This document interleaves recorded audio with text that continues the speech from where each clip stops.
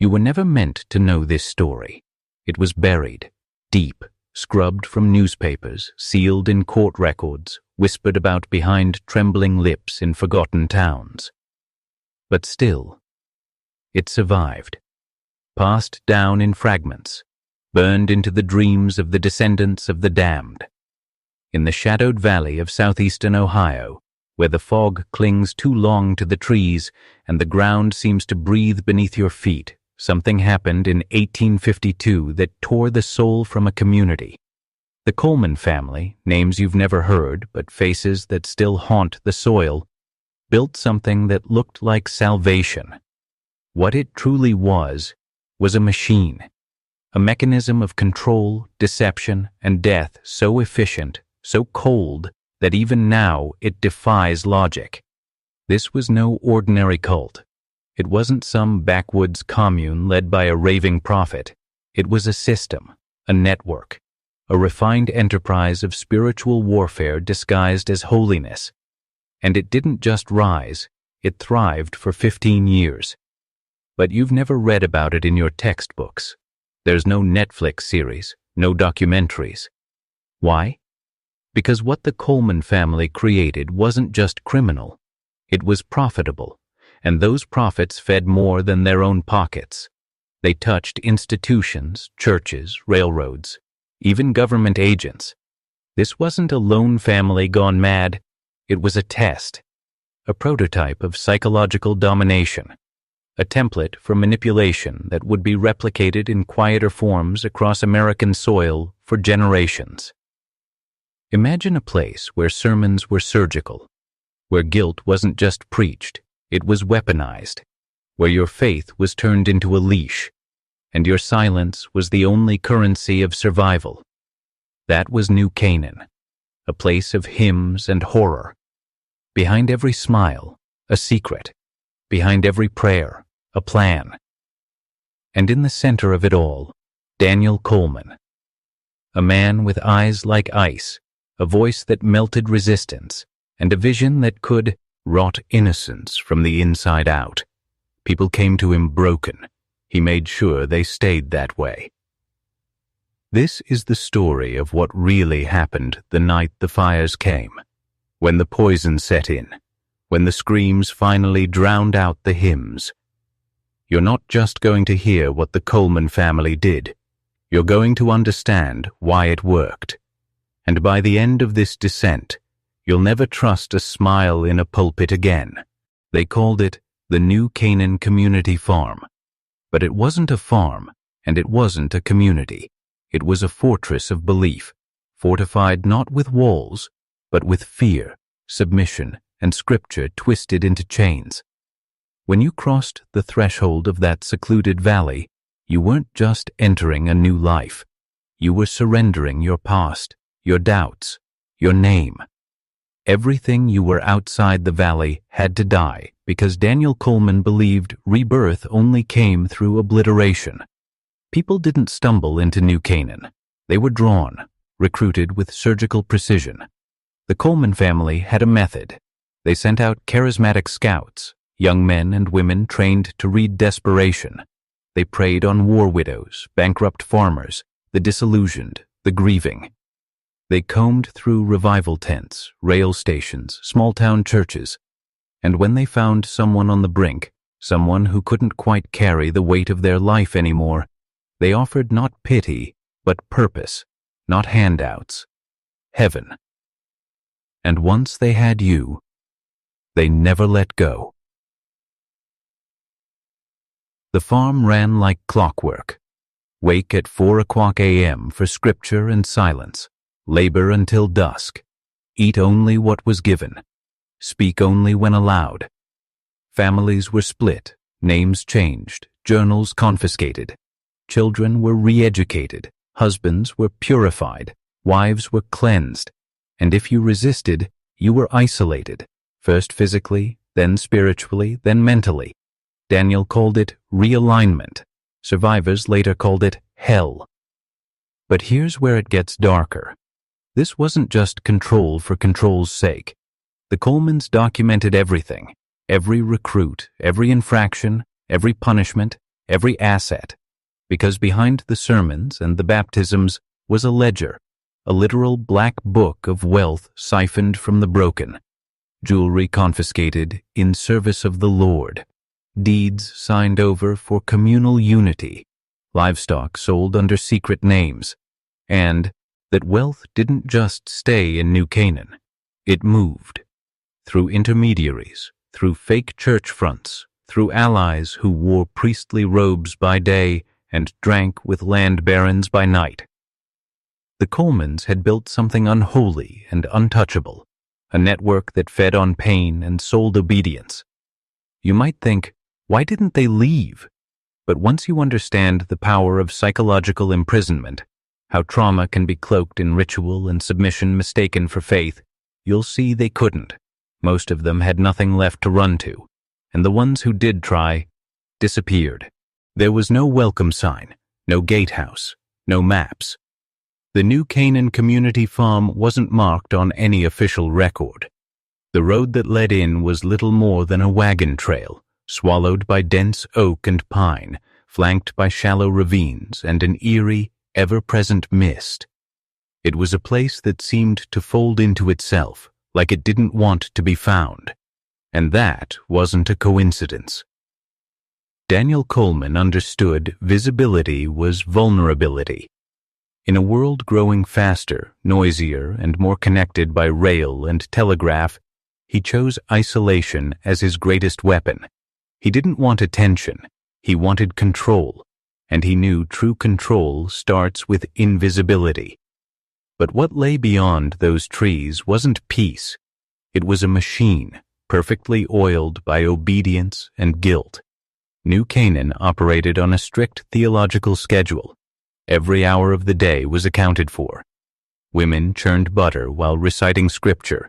Children harvested root vegetables under the gaze of purity monitors. Men, strong, silent, beaten men, dug irrigation trenches and felled trees, never asking where the lumber went. Everyone had a role. Everyone had a watcher. Daniel had turned this backwoods cult into a fully functional plantation of the mind. And he wasn't alone. His siblings, Ezra, Sarah, Rebecca, and Joshua, each controlled a different domain. Ezra was the disciplinarian, the keeper of pain. He built the still house, a barn-like structure deep in the woods where screams were muffled by prayer. Sarah, sweet-voiced and cold-eyed, ran the nursery. She was in charge of reconditioning the children.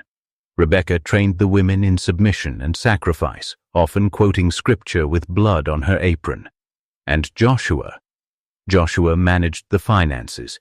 He knew every coin, every crop, every tithe.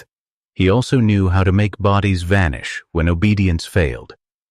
Together, they weren't just a family. They were a government, a theocratis, sea empire disguised as a sanctuary. And the worst part? It worked.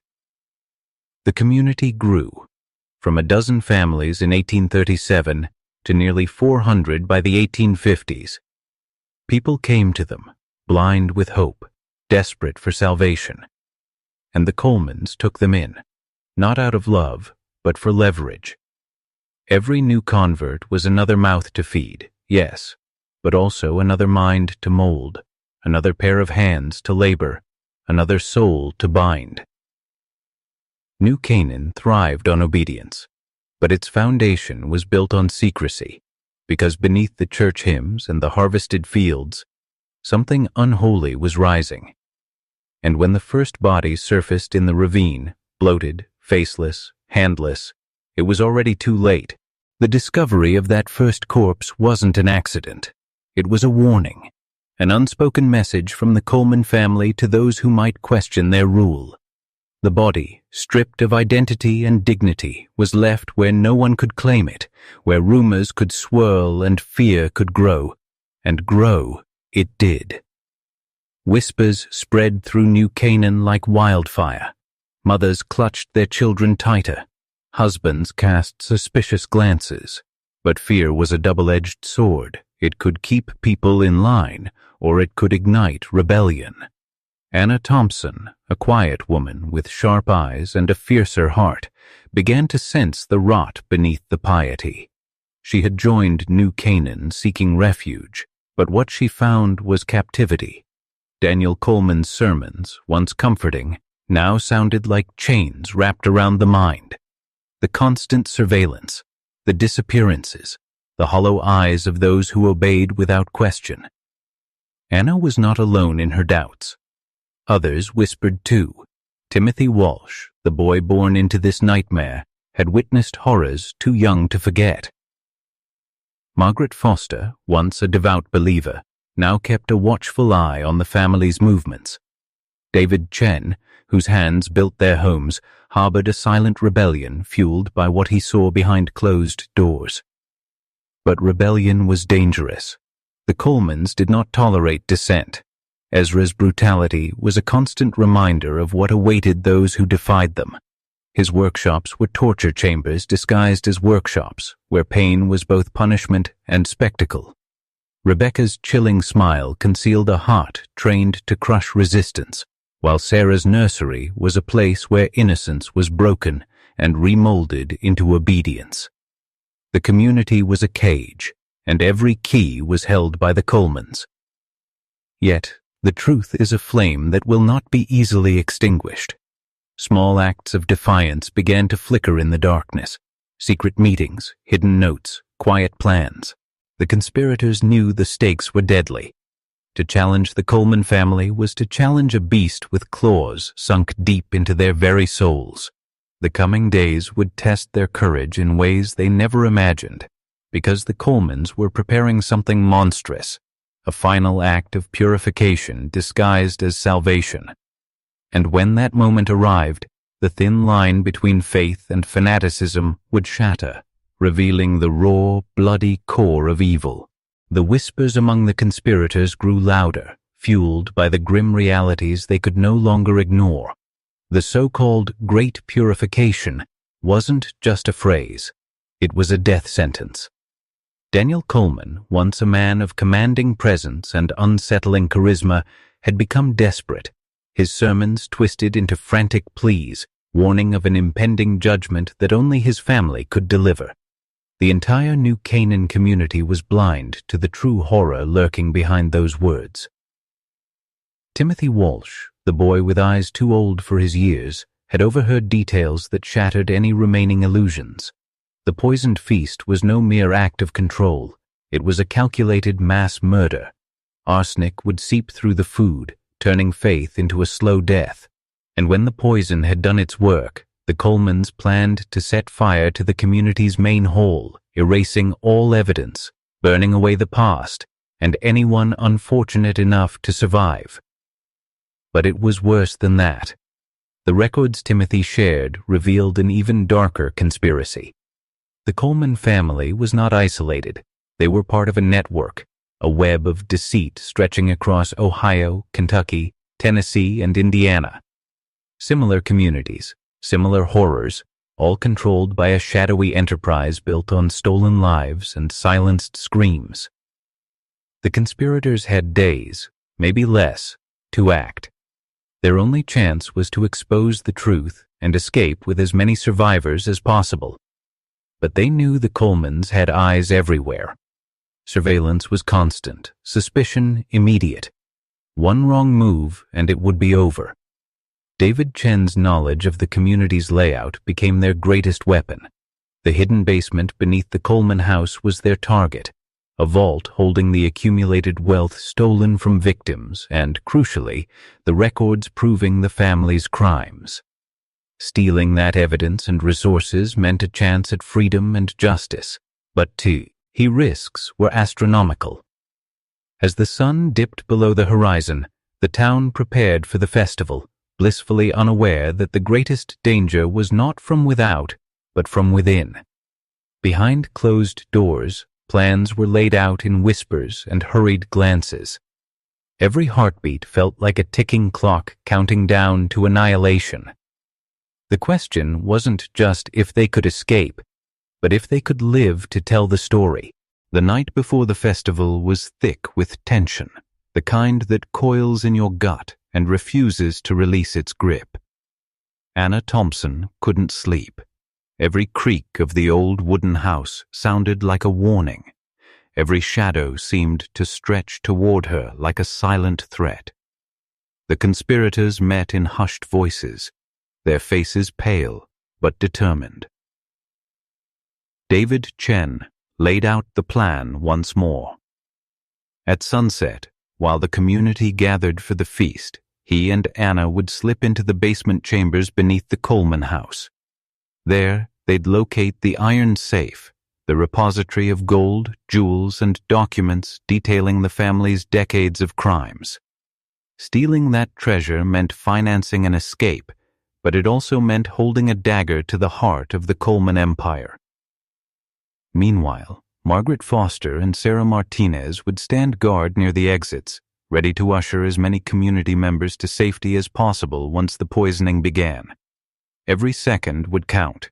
Hesitation would mean death. But the Colemans weren't blind. For weeks, subtle changes had been noticed. Daniel Coleman's sermons grew unhinged. Sarah Coleman burned papers with a fevered urgency, and Ezra Coleman sharpened knives in the private workshop with a wild gleam in his eyes that chilled even the bravest. Inside the basement, Anna and David faced horrors they hadn't imagined. Crates lined the walls, filled with personal effects, rings, photographs, toys, tokens of lives stolen and extinguished. The iron safe stood open, spilling its golden secrets into the flickering candlelight. But it was the records room that shattered their last illusions. Meticulously detailed lists of every person who had ever entered New Canaan, their fate, and even the sinister sales of some victims into slavery. Time was running out. The heavy basement door slammed shut above them, locking them in. Above, the first whispers of chaos stirred as the poison began to work its deadly magic. The fight for survival was no longer a distant hope. It was immediate, brutal, and unforgiving. The poison spread through the feast like a silent predator. At first, the symptoms were subtle. A bitter taste in the mouth, a wave of dizziness, a creeping nausea. But soon, the community was gripped by panic as elders collapsed and children clutched their stomachs in agony. The faces of trusted friends twisted in confusion and pain, and the illusion of safety shattered in an instant. Timothy Walsh, the boy who had first seen the poisoning, screamed a warning that pierced the suffocating silence. "They're poisoning us! Run!" His voice, though young, carried the weight of urgent truth, but the Coleman family reacted with terrifying speed and violence. Joshua Coleman, cold and unflinching, pulled a rifle from behind the podium, aiming it with merciless precision at anyone who tried to flee. Ezra barred the main exit with a heavy wooden beam, trapping victims inside their own nightmare. Sarah moved through the panicked crowd like a shadow of death, wielding a butcher's knife with practiced cruelty. Yet the oppressed were not broken. Margaret Foster and Sarah Martinez sprang into action, guiding as many as possible toward side exits and windows. Desperation fueled acts of bravery and defiance no one thought possible in such darkness. The walls of New Canaan's main hall became a battlefield, screams blending with the crack of gunfire and the roar of flames. Below, trapped in the basement's suffocating silence, Anna and David listened to the horror unfolding overhead. The heavy door barred their escape, but the flames beyond promised destruction if they stayed. In a desperate bid, they found the old coal chute, a narrow, dusty shaft leading outside, and squeezed through, coughing into the cold night air. The fire consumed the hall, a beacon of destruction illuminating the valley like a signal flare. Survivors spilled into the darkness, carrying wounds, fear, and a fragile hope. The battle to reclaim New Canaan had begun, but the cost would be unimaginable. The night air was thick with smoke and fear as survivors stumbled away from the burning main hall, their bodies weak but their wills unbroken. The Coleman family's carefully constructed reign of terror was collapsing, but not without leaving scars that would never heal. Flames licked the sky, consuming not only buildings, but memories, truths, and lives. The echo of screams and gunfire faded into a grim silence, broken only by the crackling inferno and the distant calls of frightened children. Margaret Foster led a ragged group through the underbrush, her heart pounding as she counted the living. Every face she saw was etched with horror, every step heavy with loss. They moved toward the nearby farms, desperate for shelter, medical aid, and most importantly, safety from the darkness that had nearly swallowed them whole. But even as the fire burned, a shadow lingered, the sinister presence of Ezra Coleman. Unlike his family, he vanished into the night, a ghost in the wilderness. Some whispered he was dead, others claimed he was out there still, hiding, planning, waiting for his moment to strike again. His escape was a bitter reminder that evil rarely dies so easily. Authorities arrived at dawn, drawn by the fire's glow and the reports from neighboring farms. What they found was a scene of devastation, charred ruins, broken bodies, and shattered lives. The survivors' stories painted a horrifying picture of manipulation, betrayal, and murder. Yet the full truth was buried deep beneath layers of fear and silence. The investigation uncovered secrets no one was ready to face, records revealing decades of cruelty, disappearances, and human trafficking. The Coleman family's crimes were far worse than anyone imagined. More than just a cult, they were architects of a sprawling criminal enterprise that preyed on the vulnerable.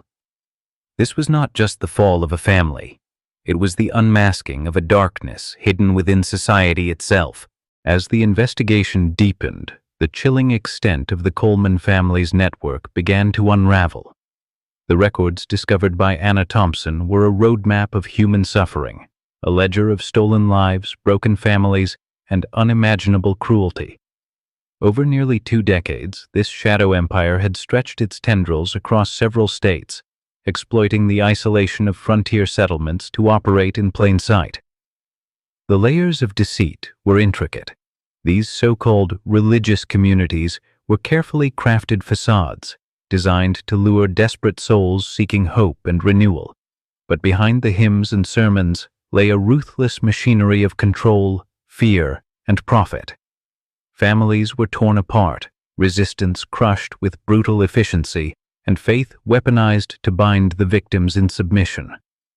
The enslaved women and children, sold into the deepest corners of the South, were the darkest secret of all. Their cries and stories vanished into the night, erased by the wheels of a cruel system few dared to challenge. The truth was so raw, so unsettling, that many officials initially refused to believe the scope of the horror. Survivors recounted twisted rituals, psychological manipulation, and punishments designed to break even the strongest minds. The Colemans had perfected a system of terror that blurred the line between faith and fanaticism, trapping their victims in a nightmare where escape meant death. Yet amid the darkness, flickers of resistance persisted. The bravery of teenagers like Timothy Walsh, the quiet strength of women like Margaret Foster and Sarah Martinez, and the courage of Anna and David sparked a rebellion against the nightmare, a fight not just for survival, but for justice and truth. This was no longer a tale of victimhood. It was a story of awakening, a brutal lesson on how evil disguises itself as salvation, and how the light of awareness can expose even the darkest shadows. The night of the spring festival loomed like a gathering storm, thick with dread and desperation. The Coleman family's veneer of piety was cracking, revealing raw, ruthless ambition beneath. Anna Thompson and the conspirators knew time was slipping through their fingers. Every passing moment edged them closer to the ultimate betrayal, the mass poisoning that would drown the community in silence forever. David Chen's knowledge of the estate's secret passages became their lifeline. The basement chambers, where the family hoarded their ill-gotten treasures and unspeakable evidence, were the key to their escape. But entering those shadows meant facing the full, suffocating weight of the Coleman's malevolence. Every step down the cold stone stairs was a descent into darkness, both literal and metaphorical. The smell of damp wood and rusted iron mixed with a sense of suffocating menace. Crates full of stolen heirlooms, personal items stripped from victims, lined the walls like grim trophies. The heavy safe, overflowing with gold and jewels, whispered of decades of corruption and greed. But it was the ledger room, with its flickering candlelight casting long, ghostly shadows that chilled Anna to her core. Here was proof, not just of murder, but of systematic, calculated evil. Names, dates, methods of death, locations of victims. It was a macabre record of humanity sacrificed on the altar of power and control. Worse still was the realization that this was only one node in a vast network of similar horrors scattered across the frontier. Their mission was simple, yet perilous: secure the evidence, gather what resources they could, and escape before the family could trap them like so many others. But as they worked in tense silence, the sound of footsteps above reminded them that the walls had ears and eyes. The trap was closing. The heavy door slammed shut above them with a chilling finality, sealing Anna and David in the bowels of the Coleman estate. Panic threatened to overwhelm reason, but the weight of what they carried, the irrefutable evidence of generations of evil, pressed them to steady their breath and steel their nerves. Above the basement, chaos erupted. The poisoned feast had begun its deadly work, turning celebration into carnage. Gunshots echoed through the thick floorboards. Shouts of terror and pain collided with the crackling of flames igniting the old timber. The Colemans, stripped of their facade, became monsters fueled by desperation and rage. Joshua's rifle barked commands of death while Ezra wielded knives with savage precision. The community's innocent trust was shattered, replaced by raw survival instincts. Margaret Foster and Sarah Martinez worked frantically near the exits, guiding the weakened and the terrified toward any possible escape. Every moment counted. The poisoned were succumbing, and the fire threatened to turn the night into a tomb. Anna and David clung to the hope that their discovery, the ledger and the stolen wealth, would be enough to break the cycle of terror. As smoke thickened and flames licked the walls above, Anna's fingers trembled both from cold and the crushing weight of responsibility. This was no longer just about survival. It was about justice, an unflinching reckoning that would expose the darkness lurking beneath sanctimonious words and shattered faith. Yet the question lingered like a shadow in the smoke. How many would escape? How many would be lost to the silence of the past? The basement's narrow coal chute was their only salvation, a grim, claustrophobic tunnel leading back to a world forever altered by the night's horrors. The battle for the New Canaan community was no longer a story of faith and salvation. It was a fight for truth, for memory, for the right of the innocent to survive a nightmare born from corruption cloaked in holiness. Anna and David squeezed through the narrow coal chute, the rough stone biting into their skin as they crawled toward the faint promise of freedom. Every inch was a fight against suffocation and the weight of the darkness closing in around them. The acrid scent of smoke and burning wood chased them, a reminder that the nightmare above was far from over. Emerging into the cold night air, the sight that greeted them was apocalyptic. The Coleman family's grand hall, once a place of twisted worship, now burned fiercely, its flames casting monstrous shadows across the terrified faces of those fleeing into the wilderness. Cries of pain and anguish filled the air, mingling with the crackling inferno. Anna's heart pounded with a mixture of grief and determination. Around them, survivors clutched one another, some carrying the wounded, others gripping children whose eyes were wide with terror. This was a massacre, but amid the horror, sparks of resistance ignited. Margaret and Sarah were already rallying survivors, herding them away from the inferno and toward safety. The Coleman's iron grip was breaking, but the cost was devastating. The poison, slow and cruel, had already taken many, and the flames would claim more. As they moved through the dark woods, Anna couldn't shake the image of the ledger they had left behind. Documents that detailed every crime, every lie, every soul lost. This evidence was a weapon, a chance to end the shadow that had poisoned so many lives. But even as hope flickered, there was a gnawing truth. Ezra Coleman was still out there, the only one who had vanished into the night without a trace. The family's evil was not yet extinguished, and the darkness still whispered of unfinished business. This was not just survival. This was a reckoning. The night air was thick with fear and desperation as the survivors stumbled through the dense woods, guided only by flickering lanterns and the distant, fading glow of the burning hall. Every crack of a twig, every rustle of leaves, was a sharp reminder that danger still lurked in the shadows. They weren't safe yet, not by a long shot. Anna's mind raced with the weight of what had just happened. The Coleman family's reign of terror had been shattered, but the scars they left behind were deep and raw. Mothers whispered prayers over their children's trembling bodies. Men scanned the darkness for any sign of pursuers, and the forest itself seemed to close in, swallowing their hope bit by bit. David moved silently beside her, his carpentry skills now invaluable as he helped clear paths, fashion makeshift stretchers, and calm the panicked.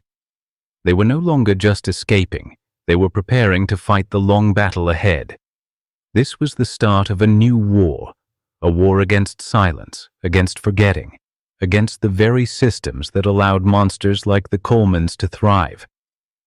In the distance, the faint sound of approaching horses made Anna's blood run cold. They had heard stories of bounty hunters and vigilantes drawn by the promise of rewards. But who could they trust? The law had failed them for so long, blinded by respect for religion, wary of interfering in private communities. Now those failures hung over them like a dark cloud. Every survivor carried more than physical wounds. They carried the burden of betrayal, of lost faith. How had a family cloaked in the guise of holiness become the architects of such evil? How many others were hiding behind the same masks? As dawn threatened the horizon, Anna made a silent vow. She would expose every dark corner of this nightmare, bring light to the hidden horrors, and fight until the last victim's voice was heard. The true reckoning was only beginning. As the first rays of dawn pierced through the tangled canopy, the survivors gathered in a small clearing miles from the burning ruins of New Canaan. The night's horrors clung to their souls like shadows refusing to fade. Faces once full of hope, now etched with despair, yet a flicker of determination burned deep within. Anna stood before them, voice steady but heavy. She spoke of truth and justice, words that felt both distant and urgent. The battle they'd fought was only the beginning.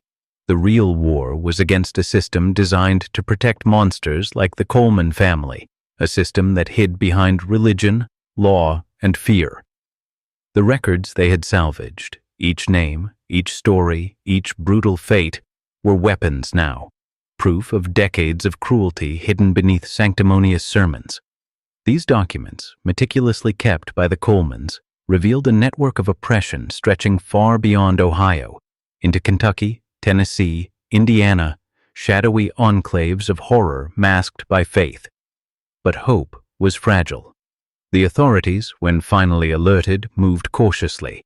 Political pressure, social stigma, and institutional denial slowed the wheels of justice. Survivors were often dismissed as mad or worse, complicating the path to truth. David, standing silently at Anna's side, knew the weight of rebuilding was immense. The physical wounds might heal, but the psychological scars would haunt the survivors forever. Trust shattered, families broken, innocence lost. This was the hidden cost no one wanted to face. Yet, within the group, a silent pact was forged, a vow to fight back against forgetting, to shine relentless light into every dark corner, to ensure that the horrors of New Canaan would never repeat, and that the names of the lost would be remembered. In that fragile dawn, the survivors embraced their new reality. Survival was no longer enough. They were the guardians of truth, the bearers of forbidden knowledge, and the world, for all its blindness, would soon be forced to see the aftermath of the New Canaan tragedy was not just a tale of loss. It was a revelation of how easily darkness can thrive under the guise of sanctity. The Coleman family had exploited the fragile hopes of the desperate, twisting faith into a weapon of control and terror. Their network was a masterclass in manipulation, using religion as both shield and sword to silence dissent and mask evil. As word spread beyond Athens County, whispers of similar communities emerged. Hidden enclaves where piety covered chains and sermons masked sinister schemes. The Colemans were not isolated aberrations, but perhaps the most notorious nodes in a vast, shadowy web. Their method?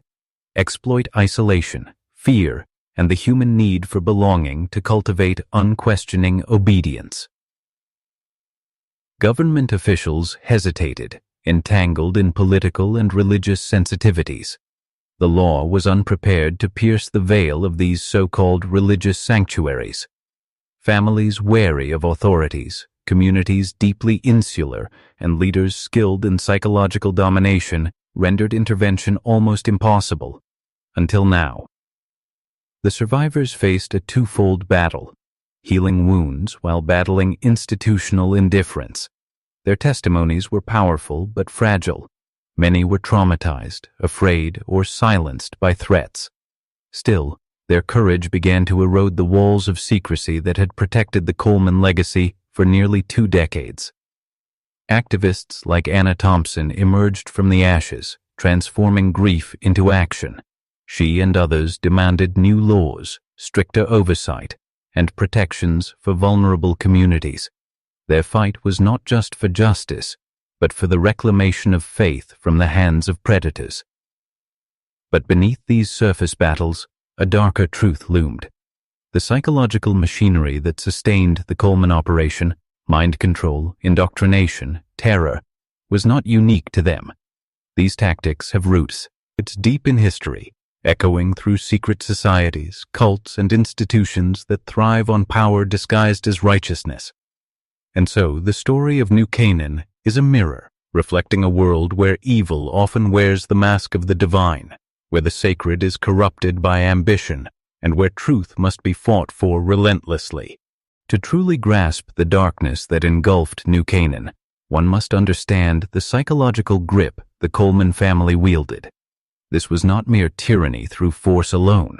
It was an insidious form of control woven through fear, manipulation, and the promise of salvation. They crafted a doctrine so powerful, so intoxicating, that the community was trapped in a web of dependency and dread. Daniel Coleman, the patriarch, was a master of psychological warfare. His sermons blended biblical prophecy with personal prophecy, convincing followers he was chosen by God. This was not accidental. It was a deliberate strategy to elevate himself above challenge, to silence doubts by framing opposition as blasphemy. The threat of eternal damnation was a tool used to maintain obedience, ensuring the community's unquestioning loyalty. But Daniel was just one piece. Sarah Coleman wielded a subtler form of control through social engineering, rewarding loyalty with privilege and punishing dissent with isolation.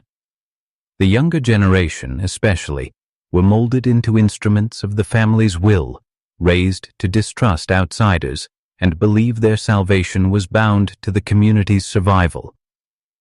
Behind the scenes, the family employed fear tactics reminiscent of totalitarian regimes.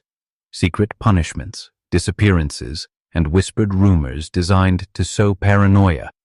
Surveillance was constant, with loyal enforcers watching every word and gesture. This created an atmosphere where trust evaporated and survival meant submission. Such psychological domination creates fractures within the human soul. Survivors often describe a numbing duality, loving the community yet fearing it, yearning for freedom yet feeling trapped. This internal conflict paralyzes resistance, making escape not only physically dangerous but emotionally torturous. What's even more chilling is how these methods mirror those used by power structures across history and geography, whether in cults, political regimes, or corrupt institutions. The Coleman's New Canaan was a microcosm, a case study in how faith can be weaponized and humanity enslaved through belief. Recognizing this pattern is the first step toward breaking free. The mind control is subtle, the chains invisible, but once understood, the prisoner can begin to see the bars. The night of April 5, 1852 was the ultimate culmination of the Coleman family's twisted reign, a night soaked in betrayal, blood, and the raw agony of shattered faith. What had been whispered in shadows, hidden behind smiles and sermons, exploded into a horror so absolute it changed the lives of everyone who survived. As the community gathered for the Spring Festival's final feast, few could imagine the poison lurking in their plates. Rebecca Coleman, the family's dark angel of death, had secretly laced the food with arsenic, a slow, cruel toxin that would rack bodies with pain for hours before extinguishing life. This was no random act. It was a calculated purge designed to wipe the slate clean, to erase years of crime and sin under a veil of ritual. Timothy Walsh, the courageous boy who had uncovered the plot, was the first to shout the warning. His voice cut through the gathering like a blade, shattering the eerie calm. Panic erupted, but the Coleman family was prepared. Joshua brandished a rifle, Ezra barred the exits, and Sarah wielded a butcher knife, the mask of piety stripped away to reveal the brutal monsters beneath. The peaceful facade crumbled instantly. What followed was a chaotic nightmare of violence and desperation. Community members, once bound by faith and fear, fought with the raw ferocity of those clinging to life. Windows shattered, screams pierced the night, and the sacred halls turned into a battlefield drenched in blood. Meanwhile, in the darkness below, Anna Thompson and David Chen found themselves trapped in the basement prison, surrounded by crates of stolen lives and forbidden secrets. Their only hope lay in a forgotten coal chute, a narrow passage to the outside world, and the slim chance of salvation. Above them, the Coleman family set fire to the main hall, determined to burn their sins along with their victims. But as flame swallowed the building, the survivors' will to live ignited something stronger than fear, a primal drive to escape, resist, and expose the evil that had held them captive for so long. This night was not just a massacre. It was the violent collapse of a system built on deceit, control, and blood. It would leave scars on the land, in history, and within every soul who bore witness. By dawn, the fire's orange glow had faded into cold morning mist, revealing a landscape forever scarred. The once thriving New Canaan community farm was reduced to smoldering ruins, the ashes of a dream turned nightmare. But the cost was measured not just in timber and stone, but in lives shattered beyond reckoning. Out of nearly 400 souls who had called this place home, only 87 survived the horror. Some escaped the poison only to fall in the woods, their bodies cold and broken before help could arrive. Others clung to life in makeshift hospitals on nearby farms, haunted by memories that no medicine could heal. The Coleman family's downfall was as brutal as their crimes. Daniel Coleman, the patriarch who had once mesmerized the faithful with his hypnotic gaze, was found dead, beaten, and blinded in his office. His death was a savage act of retribution, a final, chilling statement from those who refused to be his victims any longer. Sarah Coleman perished in the blaze, clutching bags of gold coins melted into her skin, the ill-gotten wealth stained forever by fire and blood. Joshua, the rifle-wielding enforcer, was captured and tried in a public spectacle that rattled the state. Unrepentant to the end, he insisted his actions were divine will, even as the court sentenced him to death. Rebecca Coleman's fate was no less grim. Severely burned and broken, she confessed to the full scope of their atrocities before succumbing to her wounds weeks later in a Cincinnati hospital. Her last whispered pleas for forgiveness came far too late to erase the legacy of destruction she helped create. And Ezra Coleman? He vanished into the woods that night, a ghost slipping through shadows. Some say he died lost and alone. Others believe he survived, carrying the dark curse of his family across distant towns, forever hunted by the ghosts of his past. This grim reckoning was only the beginning.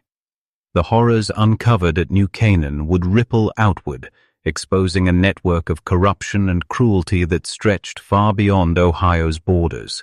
The investigation that followed the inferno at New Canaan was a Pandora's box unleashed upon a dark underworld few dared to acknowledge. Anna Thompson's painstakingly gathered records in the basement chambers were more than mere documents.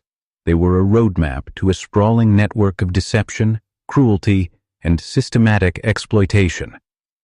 Authorities uncovered that the Coleman family's sinister reach extended deep into Kentucky, Tennessee, Indiana, and Pennsylvania.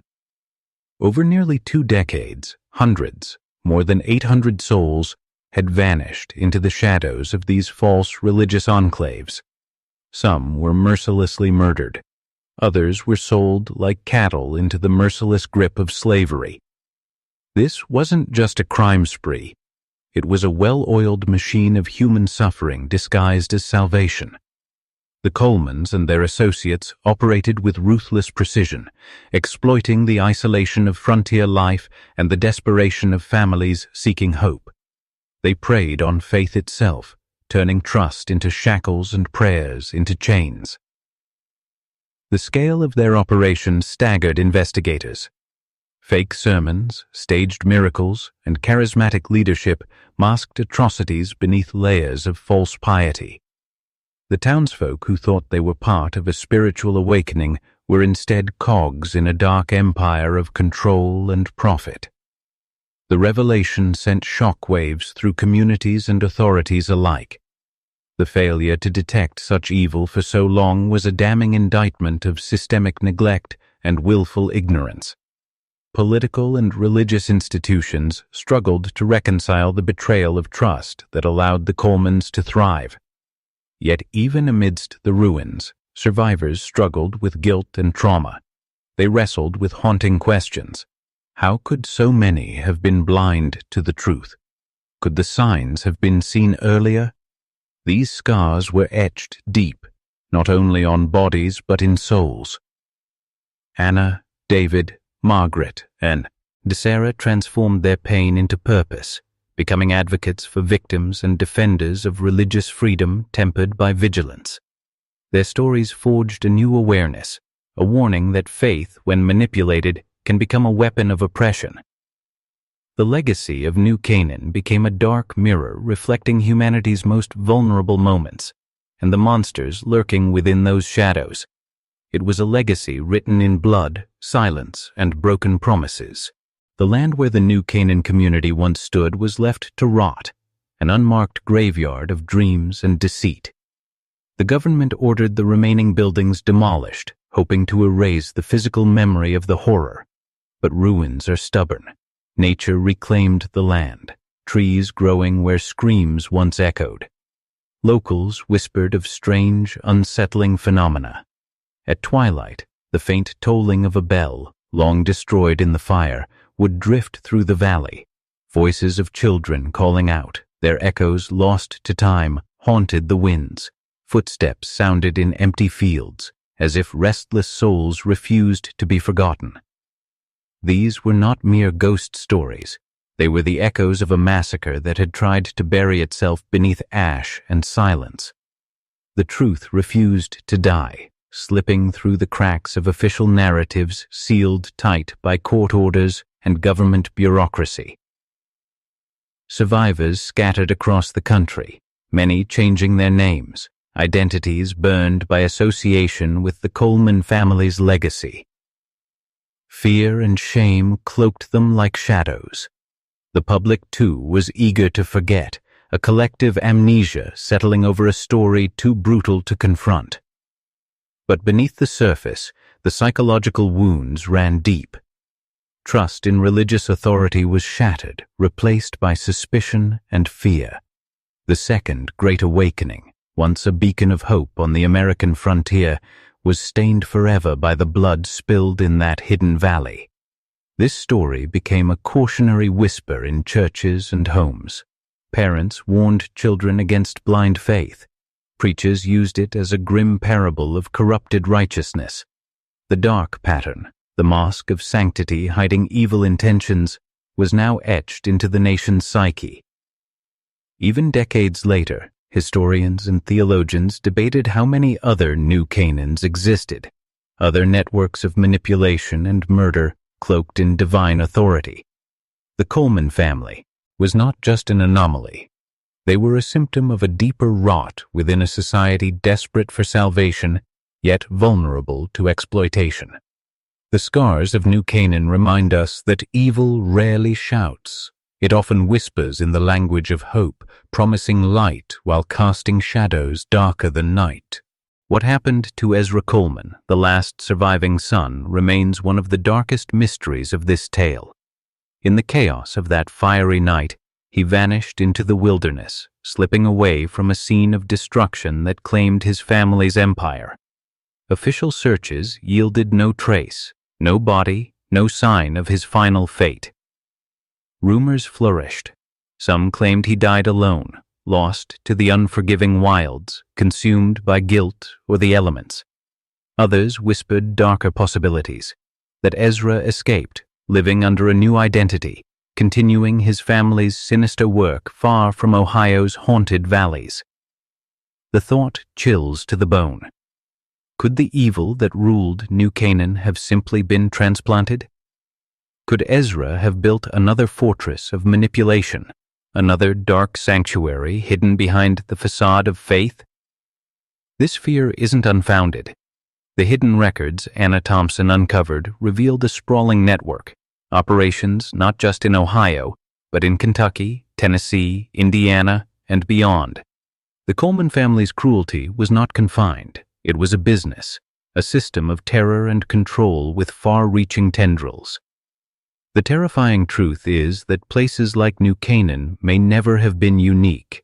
They were symptoms of a greater, darker machine, one that thrived on desperation, on the isolation of the vulnerable, on the silence of those too scared or too powerless to speak out. Ezra's escape leaves a haunting question burning in the shadows. How many monsters walk free today, shielded by the same masks of righteousness, weaving webs of control under the guise of salvation? This is not just a story of the past. It's a warning carved into the bones of history, a warning to stay vigilant, to question what we are told, to look behind every curtain of power and piety. Because the greatest danger is not the evil we see, but the evil we never suspect. The aftermath of New Canaan was a nightmare stitched into the fabric of the survivors' souls. Nearly 400 people lived there, nearly 400 lives bound by trust, shattered by betrayal. Only 87 made it through that brutal night. The rest? Gone, swallowed by poison, fire, and the cold wilderness. The poison was arsenic, a cruel choice. Slow, agonizing, stretching death into a prolonged torment. The screams, the confusion, the betrayal, it all played out under the false promise of spiritual renewal. And for those who fled the flames, the horror was far from over. Many succumbed in the woods, Some perished in makeshift hospitals, and others vanished without a trace. Their bodies, their stories, their very existence was erased, an intentional silence enforced by the Coleman family's sinister design. This wasn't just murder, it was annihilation, a systemic destruction of hope, identity, and memory. The family wasn't just erasing lives, they were erasing witnesses, tearing out the roots so nothing could grow in their place. Survivors carried scars far deeper than flesh wounds. The psychological torment was relentless. Survivors were haunted by guilt. What could they have done? Why hadn't they seen the signs? Why did they trust a family that wore faith like a weapon? Anna Thompson, David Chen, Margaret Foster, Sarah Martinez. These names became the flickering lights in a sea of darkness. They transformed from victims into warriors, advocates, rebuilding shattered lives while battling shadows that stretched far beyond the ruins of New Canaan. Their struggle was not just physical. It was a battle for truth, against erasure, against complacency, against a society that preferred silence over justice. But even in the rubble, the question remained, how could such evil thrive in plain sight for so long? How could a family so ruthless, so calculating, be allowed to operate, to corrupt, to kill, unchecked? This question digs into the heart of human nature and power structures, exposing cracks that still run deep today. The demise of the Coleman family did not erase their legacy. It only buried it beneath layers of denial, fear, and institutional failure. Daniel Coleman, the self-proclaimed prophet, met a violent end, his eyes gouged out, his body left as a grotesque warning. Yet other family members slipped through the cracks of justice. Sarah Coleman died, trapped in the inferno, clutching the very gold that symbolized their blood-soaked fortune. Joshua Coleman faced trial and execution, but his chilling claim that he was merely doing God's work sent shivers through the courtroom and beyond. Rebecca Coleman, the architect of death through poison and disease, survived just long enough to confess, unveiling the full breadth of their monstrous network. Yet her last words, a plea for forgiveness, came too late to redeem a life steeped in cruelty. Then there was Ezra Coleman, the shadow that slipped away, vanished into the wilderness, some say hunted by ghosts of his past. Others whisper that he lives on, a specter of evil stalking new territories, always running, always plotting. The true horror is that the Coleman family was just one node in a sprawling web of dark operations across several states: Kentucky, Tennessee, Indiana, and Pennsylvania.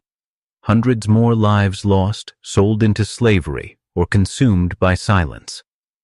The secret societies, fake religious communes, and hidden cults scattered across America's expanding frontier were allowed to fester under the veil of faith. Corruption, exploitation, and death disguised as salvation.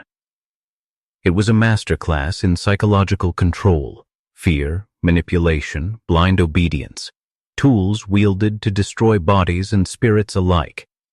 The Coleman family exploited human desperation, poverty, and hope, twisting them into chains that bound entire communities. And even after the ashes cooled, society's collective gaze averted. Authorities closed files, sealed RICOs, RDS, and turned away, preferring to forget rather than confront the terrifying truth lurking beneath the surface of American progress. The Coleman family's reign of terror was more than history. It was a dark mirror reflecting vulnerabilities still exploited in modern times. The aftermath of the New Canaan community's destruction rippled far beyond the scorched earth and shattered lives. Survivors carried invisible wounds, deep scars of trauma, guilt, and betrayal that haunted their every step. They were men, women, and children stripped not just of home, but of their very trust in humanity and faith. Anna Thompson emerged as a reluctant leader, her spirit forged in fire, burdened with the truth others wanted to bury. She dedicated herself to exposing the dark underbelly of so-called religious sanctuaries, tirelessly fighting to ensure no one else would fall prey to such monstrous deceptions. David Chen, once a carpenter, became a builder of hope. Using his skills, he helped survivors piece together shattered lives, building new homes and foundations on the ruins of despair. Margaret Foster and Sarah Martinez, warriors cloaked in quiet resolve, opened a school for the orphaned children, those whose parents had been consumed by poison, fire, or slavery. They vowed education would be their shield against the darkness. But despite these efforts, the land itself remained a ghostly reminder of the past. The New Canaan property was abandoned, stripped bare by order of the state government. Nature slowly reclaimed what humans had lost. Oak trees stretching their limbs over charred remains, the wind whispering forgotten horrors through the leaves. Locals reported strange phenomena, bells tolling where no bells stood, distant cries of children long dead, footsteps echoing in the ruins. These were the voices of the past refusing to stay silent. And the authorities? They sealed the records, locked away the full story, as if hiding the truth would erase the crimes. Embarrassment, political expediency, or fear. It's impossible to say. But the dark history of New Canaan faded from the headlines and public discourse. Yet the story survived in whispers and warnings, passed down through generations like a curse or a lesson. It became a grim parable about the dangers of blind faith, the sinister face evil wears, and the cost of complacency. This is no mere historical footnote. It's a chilling reminder that beneath the veneer of righteousness, darkness can thrive. The question lingers: how many other New Canaans remain hidden, their horrors waiting to surface? The Coleman family saga is a haunting echo through time, a dark mirror reflecting the vulnerability of the human spirit and the corrupting hunger for power disguised as divine mission. Though the New Canaan community was destroyed, the shadows it cast extended far beyond its isolated valley. Ezra Coleman's escape is the last unsolved mystery, a ghost that haunts historians and conspiracy theorists alike.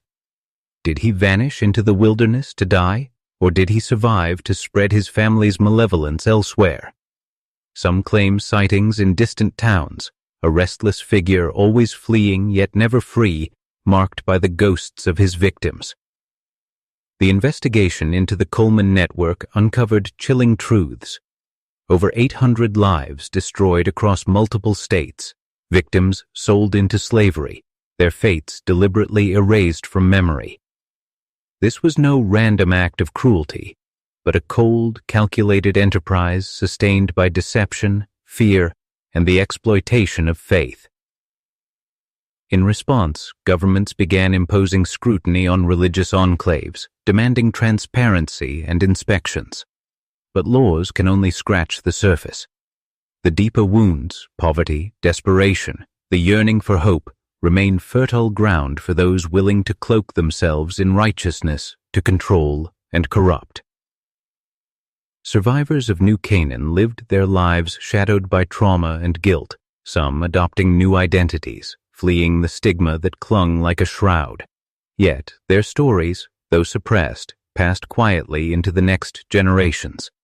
Through these hidden narratives, the legacy of the Coleman family lingers as a warning, a dark tale that questions who we trust, how power corrupts, and what price is paid for silence. Now, the truth lies buried beneath layers of secrecy, legend, and official silence. But it waits, waiting for those willing to see beyond the mask, to confront the darkness, and to demand justice for the forgotten souls. Remember this: the most dangerous monsters are often those who preach salvation, and the darkest evils hide behind the brightest lights. Your awareness is the first step in breaking their chains. This is not just a story of the past. It is a call to vigilance, a call to question, to resist, and to awaken.